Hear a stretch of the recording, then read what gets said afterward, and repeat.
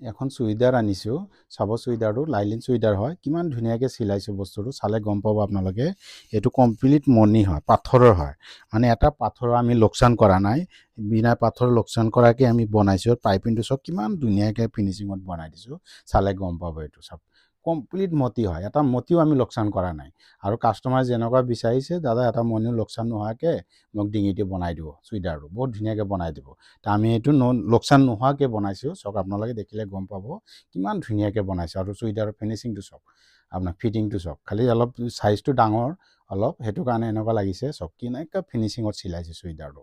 বহুতে সুধি থাকে, দাদা আপুনি অকল ব্লাউজে চিলাই ডিজাইনৰ তে চুইদাৰ চিলাই নে নাই? তে আমি চুইদাৰো চিলাওঁ, চুইদাৰো আপোনাৰ কোনো কমপ্লেইন নাই মোৰ ওচৰত। যেনেকুৱা কাষ্টমাৰে বিচাৰে আমি তেনেকৈ বনাওঁ। এইটো চাওক পিঠিটো প্লেন হয়, আৰু আগফালটো চাওক আপোনাৰ কেনেকৈ মতি লগোৱা, কমপ্লিট ডিজাইনৰ। আৰু ইয়াৰ লগত আপোনাৰ এই চিগাৰেট পেন দিছে, কঁকালত এলাষ্টিক থকা, চাওক এইটো আমি কিমান ধুনীয়াকৈ বনাইছোঁ, কঁকালত এলাষ্টিক থকা। আৰু যেনেকৈ কাষ্টমাৰে বিচাৰিছে আমি তেনেকৈ বনাইছোঁ। আৰু চুইদাৰটো চাওক কিমান ধুনীয়াকৈ বনাইছোঁ। আৰু এনেকুৱা ধুনীয়া চুইদাৰ কোনোবাই যদি চিলাব বিচাৰে তে আহিব। মোৰ দোকানৰ নাম হ'ল Rokiya ladies tailor, old Balibat, Jorhat. Thank U.